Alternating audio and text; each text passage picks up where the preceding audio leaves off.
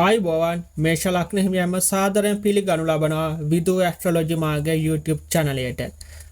අද මා කතා කිරීමට බලාපොරොත්තු වන්නේ 2026 වර්ෂයේ එළඹෙන පෙබරවාරි මාසයේ ඔබට සුබ අසුබ ප්‍රතිඵල මොන ආකාරයෙන්ද තියෙන්නේ කියලා කාරණා පිළිබඳව. මුලින්ම අපි මාසයේ ආරම්භයේ ග්‍රහ ගෝචරය ගතහොත් ගුරු ග්‍රහතුමන් ඔබගේ තුන්වෙනි භාවයේ රැඳී සිටිනවා මිථුන රාශියේ. ඒ වගේම රාහු ග්‍රහතුමා ඔබගේ 11 වන භාවයේ එනම් කුම්භ රාශියේ රැඳී සිටිනවා. ශනි ග්‍රහතුමන් ඔබගේ 12 වන භාවයේ එනම් මීන රාශියේ රැඳී සිටිනවා. කේතු ග්‍රහතුමන් ඔබගේ 5 වන භාවයේ එනම් විද්‍යා ස්ථානයේ රැඳී සිටිනවා. අනිකුත් ග්‍රහයන් සිව් දෙනාමන රවි බුධ සිකුරු කුජ කින ග්‍රහයන් සිව් දෙනා මාස ආරම්භයේදී මකර රාශියේ රැඳී සිටින්නේ. මේ ග්‍රහයන් සිව් දෙනා මාසය මැදදී කුම්භ රාශියට ගෝචර වීම සිදු වෙනවා. ඒ කියන්නේ මාසයේ අවසානයේ වන විට රවි බුධ සිකුරු කුජ කියන ග්‍රහයන් සිව් දෙනාම සිටින්නේ ඔබගේ 11 යන වෙන කුම්භ රාශියේ. අපි මුලින්ම ගුරු ග්‍රහතුමන් ගැන ගතහොත් ගුරු ග්‍රහතුමා වක්‍ර භාවයෙන් තමයි මේ කාලේ රැඳී සිටින්නේ. ඒ කියන්නේ මිථුන රාශියේ. ගුරු ග්‍රහතුමා සුබ ග්‍රහයෙකු විදිහට අපි හැඳින්වුවට වක්‍ර වන මේ කාලය තුල සුබ ප්‍රතිඵල තරම දුරට අඩු වෙනවා කියලා තමයි වෛදික ජ්‍යොතිෂය සඳහන් වෙන්නේ. ගුරු ග්‍රහතුමා තුන්වැනි ගෝචරය සිදු කරන මේ කාලේ මිශ්‍ර ප්‍රතිඵල ලැබෙන කාලයක් විදිහට සලකන්න පුළුවන්. විශේෂයෙන් මේ කාලය තුල සහෝදර සහෝදරියන් අතර යම් යම් මත ගැටුම් ඇතිවන්නට පුළුවන් කාලයක් වගේම අධික වෙහෙස මහන්සියකින් යුතුව තමයි වැඩ කටයුතු කරන්න වෙන්නේ. නමුත් ඒවෙන් ප්‍රයෝජන ලැබෙන කාලයක් වෙනවා. විශේෂයෙන්ම හිත මිතුරන්ගෙන් ඔබට උදව් උපකාර තරමක් දුරට අඩුවන්නට පුළුවන් කාලයක් විදිහට මේ සතුරු විදිහට ගුරු ග්‍රහතුමා තුන්වැනි ගෝචරය හඳුන්වන්න පුළුවන්.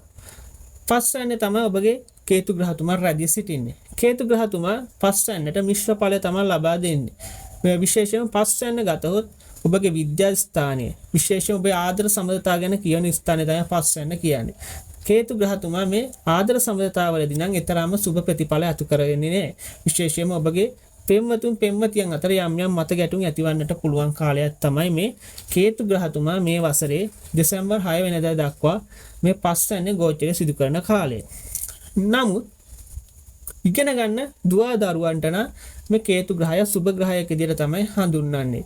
විශේෂයෙන්ම හිත එක තැනක තියාගෙන බොහෝ කාලයක් වුණා පාඩම් කටයුතු කිරීමට සුදුසු කාලයක් විදිහට මේ කේතු ග්‍රහතුමා පස්වැන්නේ ගෝචරය කරන කාලය හඳුන්වන්න පුළුවන්. රාහු ග්‍රහතුමා ඔබගේ 11 යන තුලයි රැඳී සිටින්නේ. රාහු ග්‍රහතුමාට තම සුබ ස්ථාන තුනක් විදිහට තමයි 3 වෙනි භාවය, 6 වෙනි භාවය සහ 11 වෙනි භාවය හඳුන්වන්න පුළුවන්. 11 වෙනි භාවය කියන්නේ ඔබගේ අයස්ථානය. අයස්ථානය තුල රාහු ග්‍රහතුමා ගමන් කරන කාලයේ ඊටම සුබ ප්‍රතිඵල අරන් දෙනවා කියලා තමයි වෛදික ජ්‍යොතිෂය සඳහන් වන්නේ.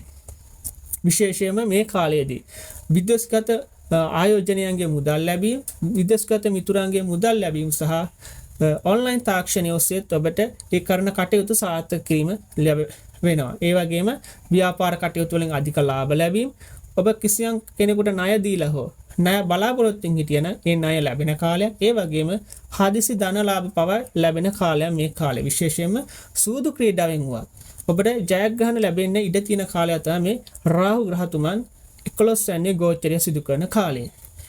විශේෂයෙන්ම නමුත් නීති විරෝධී කටයුතු වලින් ඔබට මුදල් ලැබෙන්න ඉඩ තියෙන කාලයක් වුණත් ඔබ ඒ වගේම පුළුවන් තරම් දුරට වැළකී සිටින්න කියලා තමයි මම නම් කියන්නේ. ඊටින් අනතුරු අපි ගමු ශනි ග්‍රහතුමා. ශනි ග්‍රහතුමා ඔබගේ 12 යන්නේ කියන්නේ වයස් ස්ථානයේ තමයි මේ කාලේ ගෝචරය සිදු කරන්නේ. විශේෂයෙන්ම 12 යන්නට ශනි ග්‍රහතුමා ඊතරම සුබ නැහැ. මොකද 12 යන්න සහ පළවැන්න දෙවැන්න කියන මෙන්න මේ භාවයන් තුනේදී ශනි ග්‍රහතුමන්ගේ ගෝචරය වෙන කාලය අපි හඳුන්වන්නේ ලග්න ඒරාෂ්ටකයක් පවතින කාලයක් විදියට. ඒ කියන්නේ අපි දන්නවා ශනි ග්‍රහතුමා එක් රාශියක දානික රාශියේ ගෝචරය වෙන වසර දෙකමාරක් යනවා. ඒ කියන්නේ මේ 12 වන භාවය, පළවෙනි භාවය සහ දෙවන භාවය කියන රාශි තුන ගමන් කිරීමට අවුරුදු 7මාරක කාලයක් ගත වෙනවා. මෙන්න මේ කාලය තමයි අපි කියන්නේ 7 අවුරුදු 6 මාසික ලග්න ඒරාෂ්ටකයක් කියලා. ඔබට 2025 අවුරුද්දේ කියන්නේ පසුගිය වසරේ මාර්තු 29 වෙනිදා මේ ශනි ග්‍රහතුමා මේ 12 වෙනි භාවයට ගෝචර වීම සිදු කරා. මේක නම් ඊතරම්ම සුබ කාලයක් නෙමෙයි. මොකද එතෙන් සිට ඔබට දැන් වසරක ආසන්න කාලයක් තිස්සේ ලග්න ඒරාෂ්ටකයක් ක්‍රියාත්මක වෙනවා. ඒ වගේම ඔබගේ උප්පත්ති කේන්ද්‍රය තුල කිසියම් කෙනෙකුගේ උප්පත්ති කේන්ද්‍රය තුල චන්ද්‍රයා ඒ කියන්නේ සඳු ස අකුර තියද බලන්න 11 හෝ 12 හෝ පළවෙනි කියන කොටු තුන ඇතුළත. අන්න ඒ කොටු තුන ඇතුළත චන්ද්‍රයා සිටිනවා නම් ඔබට මේ ලග්නයේ රාශියකටත් අමතරව තව ජන්මයේ රාශියකටත් ක්‍රියාත්මක වෙනවා. ඒ වගේම ශනි සිටින භාවයේ සිට පස්වෙනි තැන ශනි සිටින භාවයේ සිට පස්වෙනි තැන. ඒ කියන්නේ ඔබගේ පස්වෙන්න.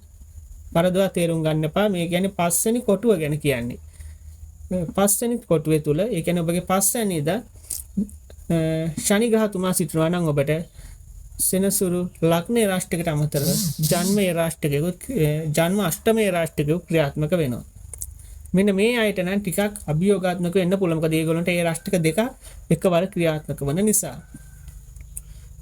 නමුත් අනිකුත් මේෂ ලග්න හිමියට එතරම් ලොකු අසුබතාවයක් නැහැ. මොකද මේ පෙබරවාරි මාසෙ මම කියන්නේ. මොකද පෙබරවාරි මාසයේ ඔබගේ කුජ ග්‍රහතුමාගේ අංගහරු ග්‍රහතුමා ඔබගේ ලග්නාධිපතියා බලවත්ව තමයි සිටින්නේ මකර රාශියේ. ඒ කියන්නේ පංචමහා පුරුෂ යෝගයක් වන රුචක යෝගය උදා කරමින් ඒ වගේම දසවැන්න තුල කේන්ද්‍ර ස්ථානයක් ඒක බලවත් ස්ථානයක් කුජ ග්‍රහතුමාට දික් බල ස්ථානයක දාලා හඳුන්වන්න පුළුවන්. විශේෂයෙන්ම මේ කුජ උච්ච බලයෙන් ඉන්නකොට මකර රාශිය අපි කියන සතර දීප ජය යෝගය පවා උදා වෙනවා. ඉතින් මේ කාලය ඔබ ඉතාම නිර්භීතව ගත කරන කාලයක්.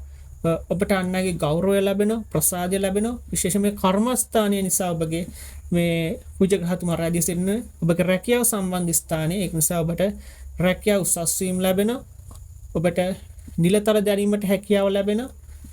මෙන්න මේ වගේ ඉතාම සුබ කාලයක් විදිහට හඳුන්වන්න පුළුවන්. ඔබගේ පෞරුෂත්වය මේ කාලේ ඉතාමත් වැඩි. යගම ඔබ නිර්භීතව තීරණ ගන්නවා, නිර්භීතව ඉදිරිපත් වෙනවා ඕනම ගැටලුවකදී. ඒ නිසා ඔබ සමාජයේ කැපිපෙන චරිතයක් වන්නට ඉඩ කටයුතු ලැබෙන කාලයක් තමයි මේ කුජ ග්‍රහතුමා 10 වෙනි ගෝචර වෙන කාලය. රවි ග්‍රහතුමාත් මේ කාලයේදී දසවැන්න, ඒ කියන්නේ මකර රාශිය රැඳී සිටිනවා. මොකද රවි ග්‍රහතුමාත් දසවැන්නට දික් බල ග්‍රහයෙකු විදිහට හඳුන්වන්නේ.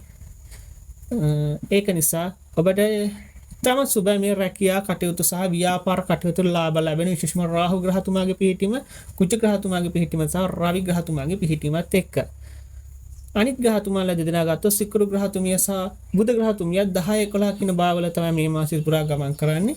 ඉතින් අත සුබ ග්‍රහයන් විදිහට තමයි මේගොල්ලෝ හදන්නේ. ඉතින් මේ දෙදෙනා ඉතාම සුබ ප්‍රතිඵල 10 වෙනි කොටුව සහ 11 වෙනි කොටුව ගමන් කරද්දී ලබා දෙනවා. ඒක නිසා ඔබට පෙබරවාරි මාසයේ තරම් අසුබතාවයක් නැහැ. මම කලින් කියපු ස්ථානවල චන්ද්‍රා ඉන්නවා. විශේෂයෙන්ම 5 වෙනි කොටුව, 11 වෙනි කොටුව, 12 වෙනි කොටුව සහ පළවෙනි කොටුවේ චන්ද්‍රා ඉන්නවා නම් තමයි ටිකක් අසුබ. මොකද ඒගොල්ලන්ට ඒ රාශියක දෙකක් ඒ නිසා. අනිත් අයට ඒ රාශියක අපලයක් තිබුණත් මේ අනිකුත් ග්‍රහතුමාලාගේ සුබතාවිත නිසා පෙබරවාරි මාසයේ නම් ඊතරම්ම අසුබයි කියලා කියන්න බෑ. ඔන්නෝම තමයි ඉතින් මේෂ ලග්න හිමියන්ට පෙබරවාරි මාසයේ පවතින්නේ. එහෙනම් ඉතින් මගෙත් එක දිගටම රැඳී සිටින්න කියලා කියනවා. ඒ වගේම මගේ YouTube channel එකත් subscribe කරලා තබා ගන්න ලෙස මම ඉල්ලනවා. ස්තුතියි.